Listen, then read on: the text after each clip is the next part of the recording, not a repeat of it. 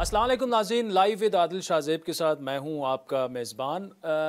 ईद की आमद है और आपको पता है हमारी कोशिश ये होती है एटलीस्ट चांद रात ईद, उससे पहले उसके बाद में आपकी ऐसी पर्सनालिटी से मुलाकात करवाएं जो अदरवाइज़ भी हमारे शो में आते हैं लेकिन बड़ी सीरियस संजीदा गुफ्तगू होती है। कभी कभार हमारे तल्ख़ सवालात होते हैं और उनके जवाबात भी कभी कभार तल्ख़ हो जाते हैं। तो इस ईद पर कोशिश मेरी ये थी एक ऐसी पर्सनालिटी का इंतखाब किया जाए कि जो सियासत से बालातर होकर जो सबके लिए एक्सेप्टेबल हो, मतलब अक्रॉस द बोर्ड जितनी भी पॉलिटिकल पार्टीज़ हैं उनकी अपनी एक रिस्पेक्ट है और इस रिस्पेक्ट की एक बड़ी वजह जो है वो उनकी अपनी सियासी जमात के साथ वाबस्तगी, लंबी वाबस्तगी। उनकी जमात जो है वो अपनी जमात के साथ जो है through every thick and thin, government में होते हैं तो बिल्कुल फ्रंट फुट पे अपनी गवर्नमेंट को डिफेंड करते हैं, लेकिन जब अपोजिशन में भी होते हैं और बाज़ औक़ात तो ऐसे ऐसे इलेक्शन आ जाते हैं कि उनकी जमात के बारे में कहा जाता है कि उस हलके से वो शायद काउंसलर भी ना इलेक्ट कर पाए, वो फिर भी अपनी पार्टी के साथ हर मुसीबत में खड़े रहे हैं। और बात हम और हाँ, पर्सनली चूँकि उनके साथ अक्सर मुलाकातें हो जाती हैं शो के अलावा भी, पर्सनली भी मैं ख़ुद ज़ाती तौर पर उनके कॉन्डक्ट से काफ़ी मुतासिर हूँ, the way he comes across. और बड़े कम पॉलिटिशियन हैं जब वो बोलते हैं तो आपको लगता है कि शायद अगर वो मुबालगा आराई कर भी रहे हों तो आपको बिल्कुल नहीं लगता, और वो वैसे ही इसके लिए मशहूर हैं कि वो बिल्कुल टू द पॉइंट स्ट्रेट बात करते हैं और मुबालगा बड़ा कम ही होता है या होता ही नहीं है उनकी गुफ्तगू में। बात कर रहे हैं हम कमर ज़मान कायरा साहब की, पीपल्स पार्टी के सीनियर रहनुमा हैं और इस वक्त वज़ीर आज़म शहबाज शरीफ साहब के मुशीर भी हैं उमूर कश्मीर के हवाले से। कायरा साहब, you have always been very kind, बहुत शुक्रिया सर। आपका बहुत शुक्रिया। मैं आपकी सारी टीम का शुक्रिया अदा करता हूँ। आपने मेरे लिए बहुत ही बड़े अल्फाज कह दिए, शायद मैं इस काबिल नहीं हूँ। आपका बहुत शुक्रिया, जीते रहिए। वेल डिज़र्व्ड अप्रिसिएशन कायरा साहब। कायरा साहब, ये बताइएगा कि ईद जब आती है, करीब आती है, तो फैमिली का भी प्रेशर होता है, जी आपने ईद पे तो हमें टाइम देना है, हलके का अलग से प्रेशर होता है, फिर आपकी इस्लामाबाद में बहुत बड़ा वसी हलका है, वजारत के बड़े काम हैं, तो क्या प्लानिंग किस तरह से करते हैं कि ज़्यादा से ज़्यादा टाइम जो है अपनी फैमिली को तो दे दें इस ईद पे कम से कम? सियासत में और ख़ास तौर पे मेरे जैसे लोगों की सियासत में, मैं कोई सियासी लीडर तो हूँ नहीं, हम तो सियासी मजदूरों में शामिल हैं। मेरे जैसे लोगों की सियासत में जो सबसे ज़्यादा तबका आपका इफ़ेक्ट होता है, सबसे ज़्यादा मुतासर होते हैं, वो आपकी फैमिली, आपके बच्चे, आपके बहन भाई, आपकी बीवी, आपकी माँ बाप, वो है। क्योंकि वो ऑलवेज़ इस बुनियाद पे कि वो आपके अपने हैं, वो इग्नोर होते हैं और अपने कंस्टिट्यूंसी के इशूज़, पार्टी के इशूज़, सोशल इशूज़, उनको ज़्यादा प्रायोरिटी देनी होती है। मेरे लिए त्योहारों के ऊपर यकीनन ख्वाहिश ख़ानदान की, बच्चों की, घर की अपनी जगह, लेकिन ईद वाले दिन भी ये दूसरी तरफ आप देखें ना, ये कितना बड़ा इनाम भी है, सेक्रीफाइस भी है, इनाम भी है कि ईद वाले दिन भी मैं बाकी दिनों की तरह घर बैठा होता हूँ या अपने ऑफिस में बैठा होता हूँ, तो ईद वाले दिन घर बैठता हूँ, तो उस दिन भी लोग अपने काम काज छोड़ के, अपने अजीज़ व अक़रबा, बच्चों से वक्त निकाल के वो मुझे मिलने आते हैं, मेरे पास आके मुझे ईद की मुबारक देते हैं, थोड़ी देर बैठते हैं, लोगों से मिलते हैं। तो ये भी तो एक इनाम है अल्लाह का कि ईद वाले दिन भी वो सारे लोग सैकड़ों की तादाद में वो आपको आते हैं मिलने, तो इनाम है ये। तो इस इनाम को कबूल करने की कुछ थोड़ी बहुत कीमत होती है, वो कर लेनी चाहिए।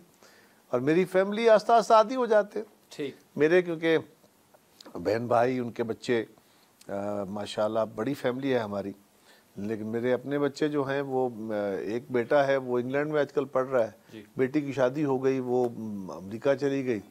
अब मेरी अहलिया है और मेरी वालदा है, ये दो अफराद हैं घर में, उनको ज़्यादा वक्त दरकार होता है लेकिन मेरे पास वक्त होता नहीं है। मैं यहाँ से जाता हूँ घर, मैं 5 दिन यहाँ होता हूँ, 2 दिन घर जाता हूँ या 2.5 दिन जाता हूँ।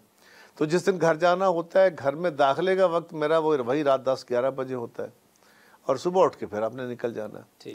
तो ऐसा ही है जैसे आप है भी और नहीं भी। वैसे कारा साहब, ये जो कॉन्स्टिट्यूंसी, फैमिली, गवर्नमेंट और सबको टाइम देने में एक चीज़ हम मीडिया के लिए जितना टाइम निकालते हैं, आज भी आपकी तबीयत भी ठीक नहीं थी, लेकिन you have always been very kind. अच्छा कारी साहब, एक सवाल जो मैं पिछले 2 घंटे से सोच रहा हूँ कि आपसे पूछा जाए या ना पूछा जाए, लेकिन पूछने का फैसला फिर मैंने इसलिए किया कि आपकी पार्टी के अलावा भी और कॉन्स्टिट्यूंसी के अलावा भी पाकिस्तान में भी आपकी एक फ़ैन फॉलोइंग है। आपके जवान साला साहबजादे जो हैं, एक्सीडेंट में उनकी शहादत हुई। कितना बड़ा ये सदमा, खुसूसन जब ईद और वो चीज़ें करीब आती हैं। मैं इसलिए नहीं पूछना चाह रहा था कि इस मौके पर फिर दोबारा से वो, लेकिन आपके चाहने वालों के लिए कि कितना मुश्किल है कॉप अप करना एक जवान बेटे की इस तरह से रहलत। देखिए, ये दुनिया में वालिदैन का जाना बहुत बड़ा सदमा होता है जी। बहन भाइयों में से खुदा न खास्ता कोई चला जाए तो उसका बड़ा सदमा होता है। अजीज़ों दोस्तों में, दोस्त बड़े कीमती रिश्ते होते हैं, उनमें से कोई चला जाए तो बड़ा दुख होता है। लेकिन औलाद वाकई सुना करते थे, आपका हिस्सा होते हैं ना, उसके जाने का दुख बड़ा अनमिट होता है और ये ख़त्म नहीं होता, ये ज़ख्म मुंदमिल नहीं होता। तो कायरा साहब, ये जिस ज़ख्म की आप बात कर रहे हैं वो गहरा होता जाता है और भरता नहीं है कभी औलाद। देखिए, ज़ख्म होता है ना, मुंदमिल हो जाते हैं। जी। ये ऐसा ज़ख्म है कि ज़ख्म लगा, फिर वक्त उसको मुंदमिल कर देता है, उसके ऊपर स्कार आ जाता है। फिर किसी बहाने, किसी मौके पे, किसी न किसी वजह से, कोई त्यौहार आ गया, कोई मौका आ गया, उसका सिमिलर किसी जगह एक्सीडेंट हो गया, किसी ने अफसरदगी में अफसोस करते हुए याद दिला दी, तो वो दोबारा हरा हो जाता है, फिर दोबारा वो मुंदमिल होता है। तो ये एक अमल जारी रहता है। लेकिन मैंने बहुत बड़ा दुख था, इससे बड़ा दुख क्या होगा इंसान को। मेरा बड़ा ही लाडला, बड़ा ही प्यारा बेटा था, बड़ा माशाल्लाह बड़ा तेज़ था। लेकिन मैंने उसके वफ़ात पे अपनी अहलिया, वालदा, बहनों, भाइयों सबको मैंने यही कहा, मैंने मीडिया में भी यही कहा कि अल्लाह के जो इनाम होते हैं वो उसके फ़ैसले होते हैं ना। कुछ इनाम वो होते हैं जो सारी ज़िंदगी आपके साथ चलते हैं, कुछ इनाम वो होते हैं जो आपको कुछ अरसे के लिए मिलते हैं। तो ये लाजम नहीं होता कि वो हर इनाम आपके साथ सारी ज़िंदगी चलेगा। तो मेरा ख़्याल है हमारे लिए तसल्ली का ये बायस होना चाहिए। मेरा यकीन है कि अल्लाह, हम उसकी मखलूक हैं और उसका एक अपना निज़ाम है। सो उसने जो हमें दिया वो उतने अरसे के लिए दिया था। हमने पैदा किया, पाला पोसा, बड़ा किया, उसका बचपना खेले, उसकी जवानी देखी, उसका लड़कपन खेले, तो बस इतने दिन के लिए था। अल्लाह की रज़ा ये है कि वो याद आता रहता है, दुख रहता है उसका। कायरा साहब, एक और इसी से जुड़ा सवाल, वो खैर उससे तो मेरा ख्याल है कि और मैं आपका सवाल रोकते हुए, जी, जो मेरा दुख कम किया, सच्ची बात है, मैं अंदाज़ा नहीं कर सकता, मैं लोगों का शुक्रिया अदा नहीं कर सकता, अल्लाह का शुक्र अदा नहीं कर सकता। मेरे साथ पूरे पाकिस्तान ने जिस तरह मेरे दुख में शमूलियत की, मेरे लिए दुआएं की, मेरे पास तशरीफ़ लाए, मुझे टेलीफोन किए, खतूत लिखे, एक मैं वो काउंट नहीं कर सकता कि कितने लोग मेरे पास आए, कितने खतूत आए, कितने फ़ोन आए। बहुत सारे लोग, सैकड़ों हज़ारों में वो लोग आए जिनको मैं ज़िंदगी में जानता नहीं था, फैमिलीज़ के साथ आए, अपने बच्चे बच्चियों को लेके आए और आके मेरे साथ मिले और मेरे साथ इज़हार अफसोस किया और मुझे हौसला दिया। फिर उनके साथ बैठे हुए एक लम्हा ये भी आता था, कई लोग आते थे, दसियों लोग ऐसे मिले जिन्होंने कहा कि मेरा एक बच्चा था या बेटी थी, वो दुनिया से चले गए। किसी ने कहा मेरे 4 थे, चारों दुनिया से चले गए। किसी के कोई, तो जब बाकियों का दुख देखे, उनके गम सुने, तो फिर कहते हैं अपना भूल जाता है बंदे को। तो उससे मुझे बड़ी ढारस मिली, मुझे लोगों ने हौसला दिया, तो मैं सबका शुक्रिया अदा करता जी। अच्छा कायरा साहब, सवाल जो है वो मैं मोहतरमा बेनज़ीर भुट्टो शहीद के बारे में अगला करना चाहूँगा। वो बहुत बड़ा एक सानिया था पूरे पाकिस्तान के लिए, सिर्फ पीपल्स पार्टी के लिए नहीं। और उससे ऑब्वियसली पाकिस्तान को तो एक नुकसान पहुंचा, लेकिन जितना नुकसान पीपल्स पार्टी को पहुंचा, अचानक ही बेनज़ीर भुट्टो का इस तरह शहीद हो जाना, क्या आप समझते हैं कि पीपल्स पार्टी अब वो एक जो, वैसे तो उस वक्त हम कहते थे नाकाबिले तलाफ़ी नुकसान पहुंचा है पीपल्स पार्टी को, क्या पीपल्स पार्टी उस नुकसान से निकलने के करीब पहुंच चुकी है या वो वाकई नाकाबिले तलाफ़ी नुकसान? पीपल्स पार्टी का दास्तान बड़ी अजीब सी है। अगर आप इसको करीब से पढ़ें तो इसमें कई सारे अदवार आते हैं। एक दौर है जब ये शुरू होती है, भुट्टो साहब आगाज़ करते हैं, वो एक बहुत बड़े टावरिंग लीडर पैदा होते हैं, बड़े तवाना लीडर के तौर पे। फिर एक बड़ी टीम उनके साथ उठती है, लोगों को एक उम्मीद और हौफ देती है, खौफनाक तरीन हालात से मुल्क को निकालती है। खौफनाक डिप्रेशन था, कौम सारी का मॉरल डिप्रेशन सख्त था, मुल्क टूटा हुआ, हारी हुई कौम, फौज अरेस्ट हुई, उसमें से लोगों को हौसला दिया निकाल के, उनका कत्ल हो जाता है और फिर इब्तला आ जाती है, फिर उनकी जमात को तोड़ा जाता है, फिर उनकी बेटी, उनके ख़ानदान, उनके बच्चों पे जुल्म होते हैं, उनकी जमात पे जुल्म होते हैं। वो वक्त गुजरता है, फिर मोहतरमा वापस आती हैं। वो वापस भी कैसे आती हैं, और उनके साथ एक तसलसल से इस जमात के साथ एक नॉन एक्सेप्टेंस का रवैया आता है ताकतवरों की तरफ से। और वो ताकतवर कोई एक इदारा ही नहीं, उसमें बहुत सारे लोग शामिल थे, बहुत सारे तबकात शामिल हैं। इसके बावजूद पीपल्स पार्टी सर्वाइव करती जाती है, इसलिए कि पीपल्स पार्टी ने लोगों को जमहूरी शनाख्त दी, रोटी कपड़ा और मकान भी दिया, लोगों को रोज़गार भी दिया, लोगों को हौसला और तहफ़्फ़ुज़ भी दिया। लेकिन आइडेंटिटी बहुत ताकतवर चीज़ है।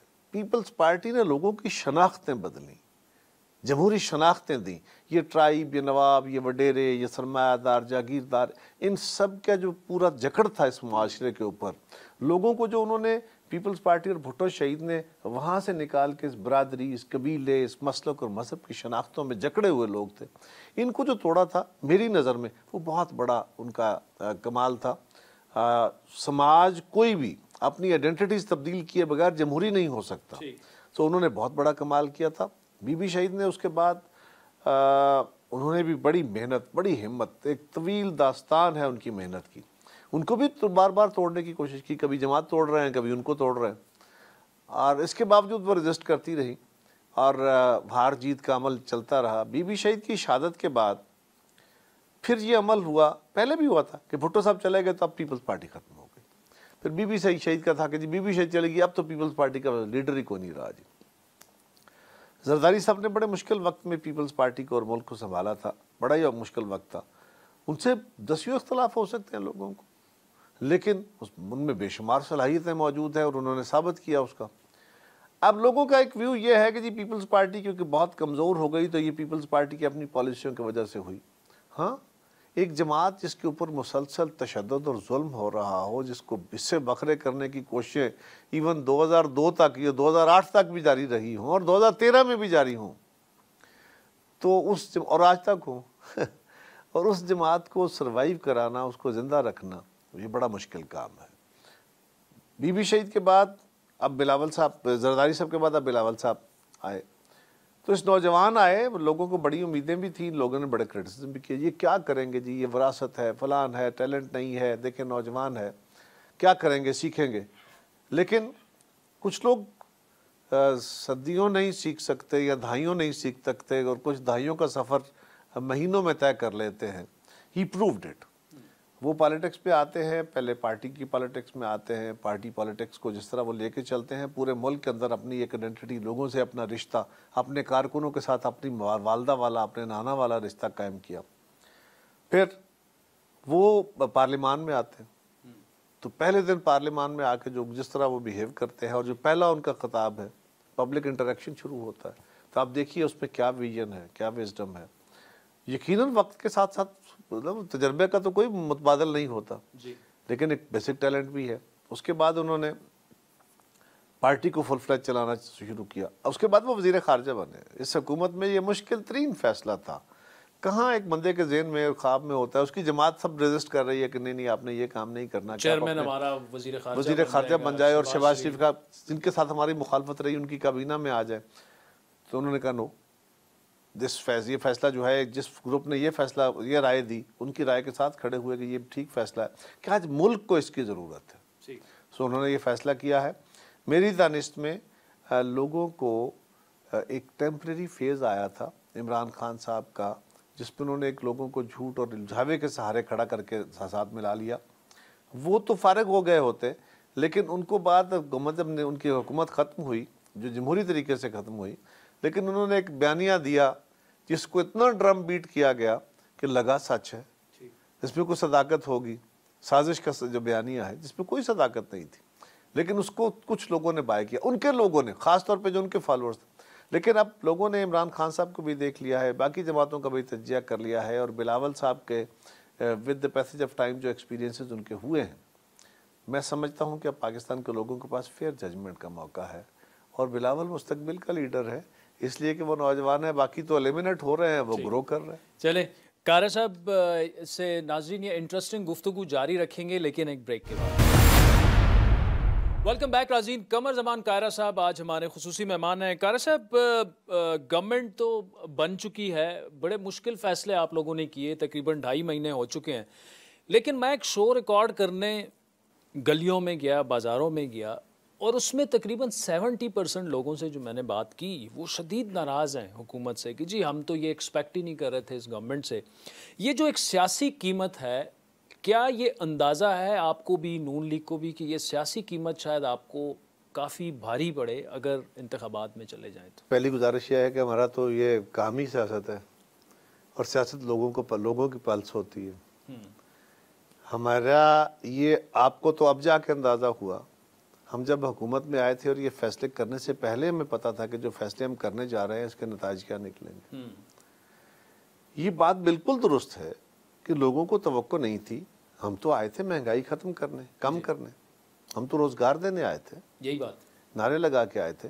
ये अलग बात है कि उसके अलावा भी नारे थे। खान साहब पाकिस्तान की खारजा पॉलिसी बर्बाद कर रहे थे, इकॉनमी को बर्बाद कर रहे थे, उनके गलत फैसलों की बदौलत हमारे दोस्त ममालिक हमसे नाराज़ हो रहे थे, पाकिस्तान की ग्रोथ रुक गई थी, और बहुत इदारों के साथ उनका मेन फोकस ये था कि हम आके महंगाई खत्म करेंगे। ये था कि जी इनके गलत फैसलों की बदौलत ये महंगाई हो रही है, तो हम आएंगे तो हम इनके गलत फैसलों को करेक्ट करेंगे। अब सवाल ये है कि हमारे आने के बाद क्यों ना लोग तो हमसे नाराज़ हों, जायज़ नाराज़ हैं कि महंगाई हुई है और बहुत हुई है, कोई शक नहीं है, अनप्रेसिडेंटेड है। लोगों की ज़िंदगी में पहले इमरान खान साहब ने आग लगाई, हमारे आने के बाद वो आग कब बुझनी चाहिए थी या कम होनी चाहिए थी, और भड़क पड़ी। सो उसके नतीजे में जब लोगों की ज़िंदगी में आग लगी तो नाराज़ तो होंगे, फैक्चुअली है। लेकिन सवाल ये है कि हम क्या करते, क्या हमारे पास कोई रिलीफ देने का कोई मेयर था या नहीं था, हमें क्या फैसला करना चाहिए था एक सियासी जमात या इत्तेहाद के तौर पे। हमें फैसला ये करना था कि अगर हम IMF की शराइत नहीं मानते तो फिर हमारे पास एक आसान रास्ता ये था कि हम फौरी तौर पे इलेक्शन अनाउंस कर लेते। इलेक्शन अनाउंस करना, ये बड़ी डिटेल डिस्कशन हुई हमारी। इलेक्शन में जाते तो डिफॉल्ट कर जाते दूसरी तरफ। ये वही मैं गुजारिश कर रहा हूँ ना कि यही हुआ, यही बातें थी जिसने हमारे पाँव में जंजीरें डाल दी कि नहीं।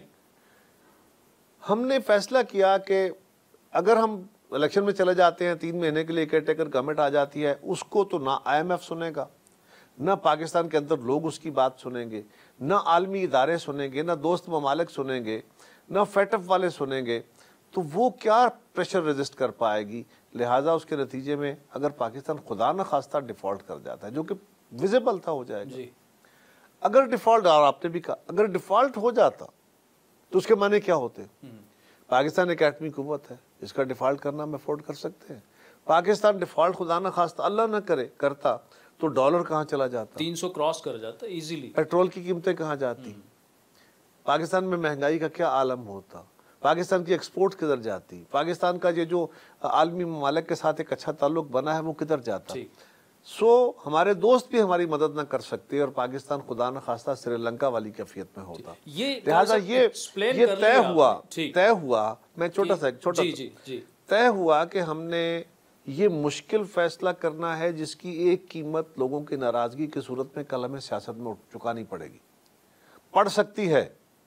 अब हमने ये पड़ सकती है वाला अमल जो है इसको ऑप्ट किया, इसलिए कि लोगों को हकायक जो है वो आपके ज़रिए, एक तो ये है ना मीडिया ये बता रहा है कि बड़ी महंगाई हुई है, जो कि दुरुस्त बता रहा है।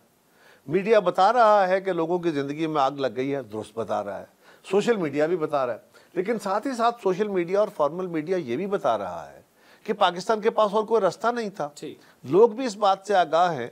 वरना ये बताइए कि 100 रुपया तेल की कीमत बढ़ जाती लीटर और लोग चुप करके बर्दाश्त कर, हो सकता है? नहीं हो सकता। लोगों में ये अवेयरनेस है, ये सोशल मीडिया ने जहां बहुत सारे मुगलजात दे दिए, यहाँ साथ ये भी दिए, फ़ायदे भी दे दिए कि अब लोगों में अवेयरनेस है। हमने ये फैसला किया कि या अपनी सियासत का नुकसान करने का रिस्क लो या पाकिस्तान का नुकसान करो। सो पाकिस्तान का नुकसान नहीं होने देना, ये फैसला हो गया। सियासत का नुकसान ये रिस्क लेना है तो ले लो, लोगों को जाके एजुकेट करेंगे, हो गए तो मेरे एक दो पॉइंट्स हैं ये तो आपने, और मैं चूंकि खुद भी फाइनेंस ग्रेजुएट हूं तो ये सारी चीज़ें जो है हमें तो, आप तो लोगों को समझा रहे हैं लेकिन हमें तो कम से कम लॉजिकली एज ए जर्नलिस्ट बताना भी चाहिए आवाम को कि एक्चुअल सिचुएशन क्या थी जब आप आए और इस वक्त क्या सिचुएशन है। लेकिन इसमें ऐसे में जब आप बिल्कुल तूफान के बिल्कुल बीच में पहुंच चुके हैं और फाइनेंस मिनिस्टर चेंज करने की बातें हो रही हैं, जो कि ऑब्वियसली शहबाज शरीफ साहब का डोमेन है, उनको जो भी अगर वो चेंज करना चाहें उनकी मर्जी है, लेकिन you will not be able to criticise PTI. आप इस पोजीशन में नहीं होंगे कि आपने 4 सालों में 4 मिनिस्टर चेंज करवाए। अगर मिफ्ता साहब को अभी चेंज करके डार साहब को ला दिया जाता है, हो सकता है यही पॉलिसी हो, लेकिन मैसेज ठीक नहीं जाएगा कि कैसी सीरियसनेस है ये। अच्छा, ऐसी कोई तजवीज़ मेरे इल्म में तो नहीं है जी, सो इसके ऊपर मैं तो कमेंट ही नहीं करता, राइट। क्योंकि मेरे इल्म में जब कोई तजवीज़, जब कोई बात होगी तो ये उस वक्त बात हो जाएगी। डार साहब की इनपुट आज भी शामिल है, आज भी मियां नवाज शरीफ साहब की इनपुट शामिल है, आज भी हुकूमत की इनपुट शामिल है, सारी जमातों की इनपुट शामिल है। सो इसमें कोई बड़ा फ़र्क नहीं। लेकिन एक बात मैं और गुजारिश करूं कि बड़े इत्तेहादों में बहुत सारे प्रॉब्लम्स होते हैं। इस वक्त पाकिस्तान जिस मुश्किल तरीन सूरत हाल का शिकार है, इससे निकलने के लिए हमें बहुत सारे इकदाम करने की ज़रूरत है। कुछ फ़ैसले हमने लिए हैं, कुछ और फैसले लेने पड़ेंगे, पर हमारे जितने हम सेगमेंट्स ऑफ सोसाइटी हैं सबके लिए अपने अपने लम्हा फ़िक्रिया है।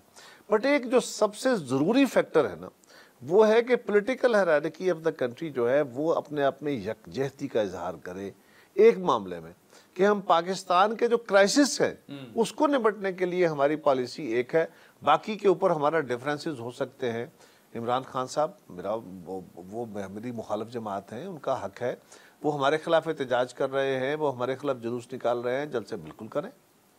हमने उनके खिलाफ जलसे जुलूस किए, पुरअमन किए, हमने उनके खिलाफ एक जमहूरी तरीके से उनको हुकूमत से चलता किया, वो हमें करने की कोशिश करके देख लें। कर सकते हैं तो बिस्मिल्लाह, नहीं तो फिर उनको चाहिए, मैं खान साहब को ये तजवीज़ दूंगा कि आप हमारी मुखालफत कीजिए, आप हम पे तनकीद कीजिए, आप जो चाहें करें, लेकिन एक नॉर्म्स के अंदर रहते हुए।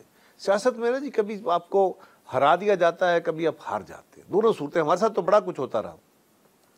उसके अंदर बैठ के आप अपना सांस जरा बहाल करते हैं, रुकते हैं, और फिर वहाँ से दोबारा जद्दोजहद का आगाज़ करते हैं। ये तसलसल के साथ आपको कामयाबियाँ नहीं मिलती, हमारे जैसे मुल्कों में तो बिल्कुल नहीं मिलती, और उसमें आप वापसी का रास्ता हमवार करने की कोशिश करें। लेकिन इस वक्त मैं समझता हूँ कि खान साहब को हमारी मुखालफत टिका के करें, हमारी हुकूमत को ख़त्म करने के लिए जमहूरी जद्दोजहद और जमहूरी तरीका भी अडॉप्ट करें। लेकिन इस वक्त जब उनको पाकिस्तान की इकॉनमी को, पाकिस्तान की सालमियत को आगे बढ़ाने, उसको इस बहरानों से निकालने के लिए अगर कोई जॉइंट फोरम बनता है, जिस तरह कश्मीर के ऊपर या अफगानिस्तान के ऊपर नेशनल सिक्योरिटी की मीटिंग हुई, खान साहब उस पर तशरीफ़ नहीं लाए, उनकी जमात को उन्होंने रोक दिया, अपने इत्तेहादियों को रोक दिया। इसी तरह कुछ अर्सा पहले हमारे सुना था कि फ़ौज पाकिस्तान के सरबराह ने फाइनेंस मिनिस्टर्स को, मुख्तलिफ जमातों से फाइनेंस के लोगों को बुलाया, वहाँ पे भी खान साहब की जमात की तरफ से यही व्यू आया कि जी हम तब बात करेंगे जब ये इलेक्शन अनाउंस करें। ये रवैया दुरुस्त नहीं है। उनको चाहिए कि वो पाकिस्तान की सालमियत के हवाले से, इकॉनमी के हवाले से जो उनका इनपुट है वो ज़रूर दें, और उसके बाद अगर वो समझते हैं कि हमारे खिलाफ उनकी जदोजहद जो वो जारी है, जारी रखें, बिस्मिल्लाह, उनका हक है। कारी साहब ये बताइएगा कि एक होता है सफ़ेद झूठ, एक होता है मुबालगा राई, जिसमें कुछ सच होता है, कुछ आप उसको बढ़ा चढ़ा कर। और ये जो खान साहब कहते हैं कि जी आप लोगों को इस्टेब्लिशमेंट लेके आई, अदम एतमाद में जो पार्टियों ने उनको छोड़कर आपका साथ दिया, उनको उसी तरह से कॉलें आई, ये पूरा सारा, क्या इस्टेब्लिशमेंट बिल्कुल न्यूट्रल थी या कुछ ना कुछ किरदार उनका था? देखिए ना, खान साहब की मैं अब किस बात का जवाब दूँ। खान साहब पहले तो कहते थे कि मेरे खिलाफ अदम एतमाद ये ला ही नहीं सकते, अदम एतमाद आ गई तो उन्होंने कहा मैंने शुक्र किया ये ले आए, वो कामयाबी नहीं होगी ये उन्होंने कहा था मैं इसको फेल करूंगा और मैं इनको हमेशा के लिए ख़त्म कर दूंगा और मैं 2028 में भी इलेक्शन जीतूंगा, वो तो ये कह रहे थे। फिर उसके बाद ये साजिश का बयानिया आ गया, उन्होंने कहा मेरे खिलाफ साजिश हो गई है, मेरे खिलाफ तो अमरीकियों ने साजिश कर दी है, और मेरे खिलाफ आलमी साजिश में पैसा चला है, दौलत चली है, बुला बुला के लोगों को कहा गया है। अब उस सारे अमल में कोई सदाकत नहीं निकलती, कोई सदाकत नहीं है, लेकिन उनके पास और कुछ कहने को है कुछ नहीं। ये उन्होंने बड़ा सक्सेसफुली लॉन्च किया, ये सक्सेसफुली मैं इसलिए कह रहा हूँ कि उनके जो डीमोरलाइज्ड वर्कर्स थे उनको उन्होंने चार्ज कर लिया, उनको उन्होंने न्याय का हथियार दे दिया लड़ने के लिए कि देखो जी मेरे खिलाफ तो साजिश हो गई है। और हमारे मुल्क में आपको पता ही है अमरीकी मुखालफत जो है वो बड़ा पॉपुलर बयानिया है, इस्लामिक रेवोल्यूशन का बयानिया भी बड़ा पॉपुलर बयानिया है, हमेशा हर दौर में इस्तेमाल होता रहा। आज भी हम लोगों को आसानी से इस पर खेल लेते हैं इसके साथ। तो खान साहब की जो भी बातें आज तक हुई हैं उनमें सदाकत है कौन सी, मैं किस बात पे उनको कहूँ कि उसमें कोई शायबा है कि नहीं है, उसमें सदाकत का कोई शायबा नहीं है। सही। चले कायरा साहब, वक्त तो चाहते हैं नाज़रीन एक ब्रेक का, जिसके बाद कमर ज़मान कायरा साहब से ये इंटरेस्टिंग गुफ्तगू जारी। वेलकम बैक नाज़रीन। कमर ज़मान कायरा साहब पीपल्स पार्टी के सीनियर रहनुमा हैं और मुशीर हैं वज़ीर-ए-आज़म शहबाज शरीफ के उमूर कश्मीर के बारे में। कायरा साहब, ज़्यादातर जो इत्तेहादी हैं, खुसूसन मैंगल साहब हो गए या MQM हो गई, इवन बलूचिस्तान अवामी पार्टी, उसमें उनको शहबाज शरीफ की लेड एक कोल्यूशन गवर्नमेंट बनाने में, उनको ऑन बोर्ड लेने में जरदारी साहब का बड़ा एक फंडामेंटल रोल रहा है।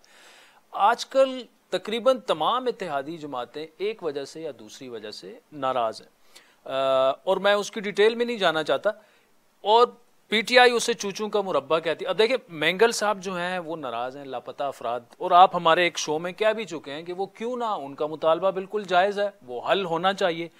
अवामी नेशनल पार्टी बड़ी अहम और आपके तो बड़ी करीबी इत्तेहादी रही है, उनको ना फेडरल काबीना में कोई अहम वजारत, उनके गवर्नरशिप का इशू है, वहाँ पे भी सुना है मौलाना साहब वो करवा रहे हैं। जरदारी साहब पे खुद कितना वो अंडर प्रेशर खुद को फील कर रहे हैं कि यार मैं जिन लोगों को लाया था, मैंने बड़े वादे वगैरह किए थे, और अब अगर वो पूरे नहीं हो रहे तो वो ऑब्वियसली मॉरली भी फील करेंगे। देखिए जितनी बड़ी आज कोalition है, शायद कभी भी इतनी बड़ी कोalition नहीं बनी। इसमें सियासी जमातें, मजहबी जमातें, तमाम सूबों से जमातें, हर तबका फ़िक्र, मुख्तलिफ क्लासेस को रिप्रेजेंट करने वाले लोग मौजूद हैं। जितनी ये बड़ा इत्तेहाद है उतने ही बड़े चैलेंजेस हो सकते हैं उसको। मुल्क को चैलेंजेस अपनी जगह, इत्तेहाद को भी तो उसे ही चैलेंजेस आएंगे। लेकिन इस वक्त जो क़यादत है, जितना उसमें डेप्थ है, जितने उसमें वसअत है, उतना ही उनको हालात से आगही भी है।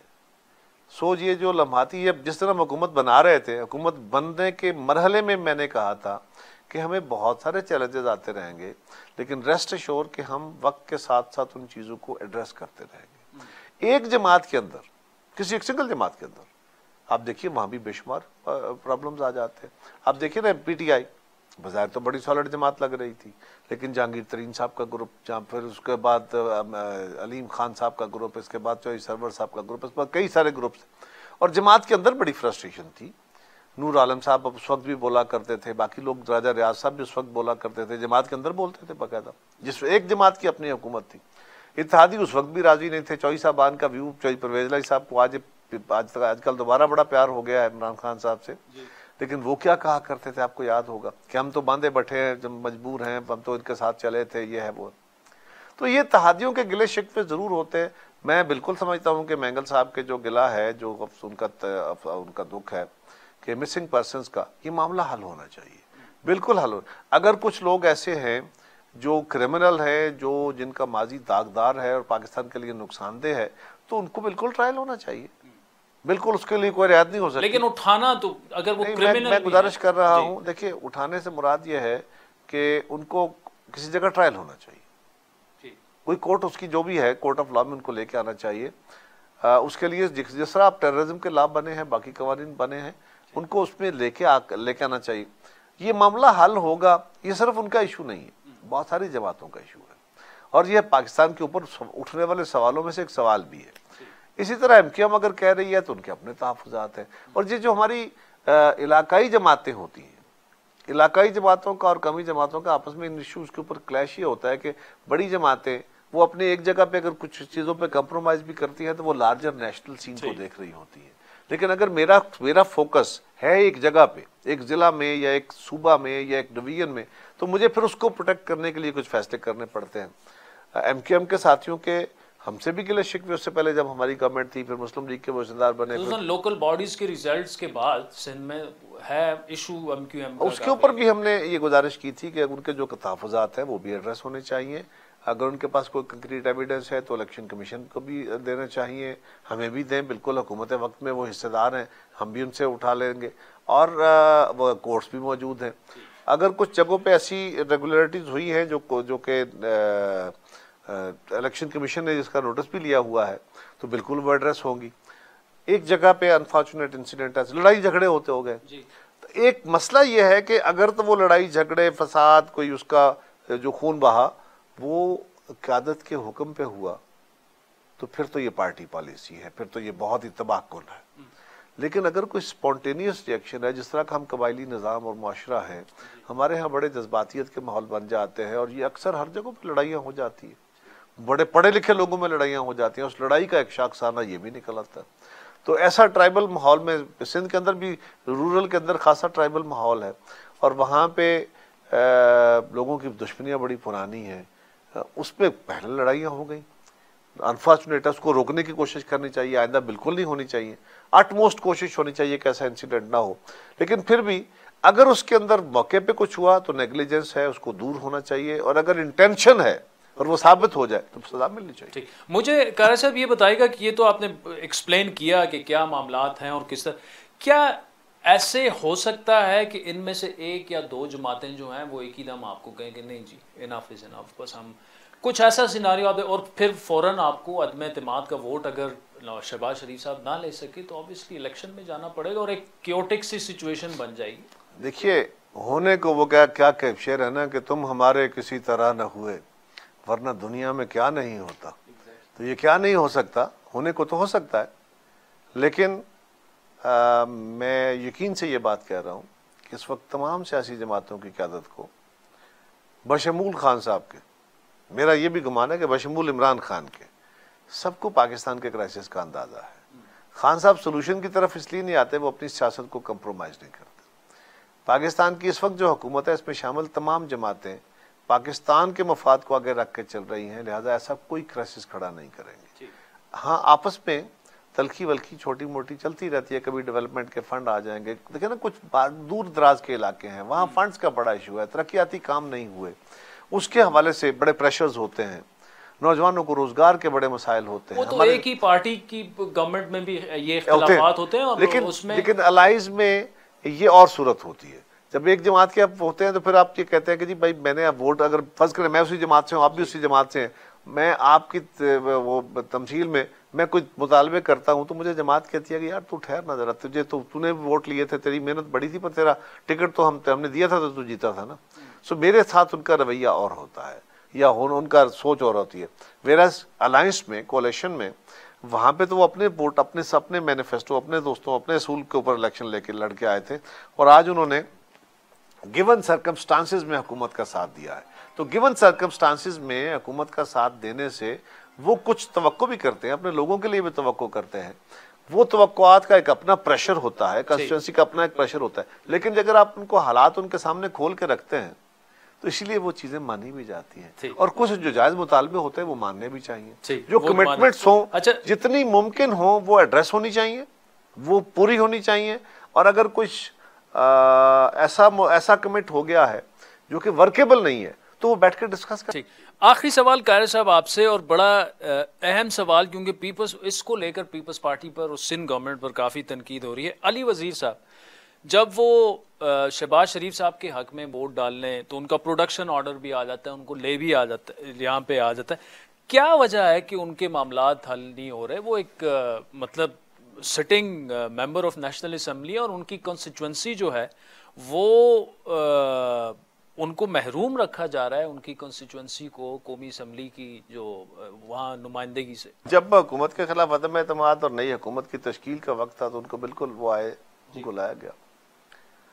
वो खैर बहुत ही बड़ा वक्त होता है, नेचुरली वहाँ पे कॉन्स्टिट्यूंसी को आना चाहिए, लेकिन बजट भी बहुत अहम वक्त है, लेजिस्लेशन भी बड़ा अहम वक्त है।